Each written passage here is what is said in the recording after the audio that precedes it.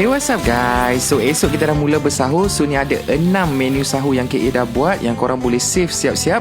Nanti tak tahu nak masak apa, boleh tengok video ni. Tuan-tuan dan puan-puan, selamat datang ke bulan Ramadan. And jom kita start. Okay, first korang ambil ikan kembung. Yang ni kita kelarkan, engaukan dengan garam dan juga kunyit. Lepas tu goreng macam biasa sampai dia garing macam ni. Ni makan dengan nasi putih dengan kicap pun sedap. Tapi sabar dulu. Ambil bawang merah, bawang putih, lada besar dengan cili padi kita chop-chopkan. Lepas tu tumiskan sekali dengan 1 batang serai yang dah diketuk. Tambahkan 1 sudu sos tiram. And then masukkan sikit sos ikan bagi balance rasa. And tambah garam dengan gula secukupnya. Yang ni make sure cili masak. Nanti sakit perut time sahur. Masukkan ikan kita dah goreng tadi. Perah limau nipis. Sangat sedap. And siaplah ikan kembung goreng cili padi. Okay, next korang ambil 1 biji bawang merah, 3 ulas bawang putih, tumis sekejap. And masukkan isi dada ayam yang dah dicincang-cincang. Lepas tu tambah 1 sudu sos tiram, 2 sudu kicap manis, setengah sudu black pepper yang dah ditumbuk lah. And then masukkan air bagi ada kuah sikit. Lepas tu tambahkan cili padi bagi extra pedas. And then air tepung jagung nak bagi dia pekat sikit. Bila inti dah siap, letak tepi dulu. And then korang ambil 3 biji telur, masukkan dalam kuali goreng bagi dia pusing kiri kanan depan belakang, bagi dia besar macam ni.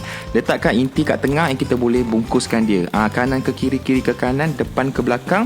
And siaplah kita punya telur bungkus. Yang ni favourite KA Mak selalu masak kalau sahur lah. Alright, untuk menu ketiga korang ambil ayam, gaulkan dengan garam dengan kunyit, goreng sampai garing macam biasa. And then tumiskan 1 biji bawang merah, 3 ulas bawang putih, masukkan serai yang dah diketuk, halia sebesar ibu jari, tumis-tumis sekejap. And then tambahkan kicap manis. Kicap ni depends korang nak banyak mana, tak kisah.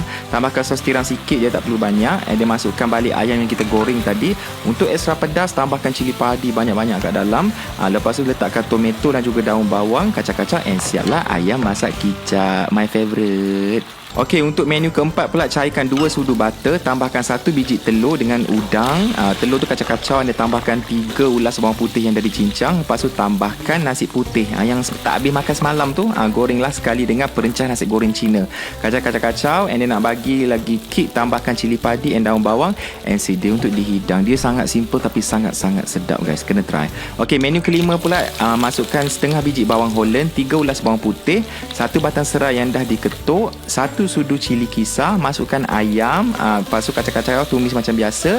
Lepas tu korang tambahkan 1 sudu sos tiram, 1 sudu sos tomato, 1 sudu sos cili, and then sos ikan macam biasa. Lepas tu tambahkan daun limau purut dalam 2-3 helai macam tu, cili padi nak bagi dia pedas. Lepas tu siaplah kita punya ayam masak paprik. Okey, untuk menu terakhir pula, tumiskan 1 biji bawang merah, 3 ulas bawang putih, and then ambil 1 tin kecil sardin.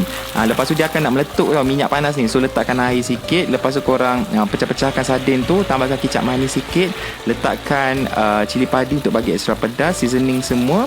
Lepas tu bila kuah dah pekat, masukkan daun ketumbar. Tapi belum siap lagi. Goreng dulu telur dadar macam biasa. Tak kisahlah nak buat berapa biji, buat lebih pun tak apa. And letakkan kita punya sardin tadi ke atas, and sedia untuk dihidang. Sama juga yang ni pun boleh makan nasi putih. Maka siaplah 6 lauk sahur.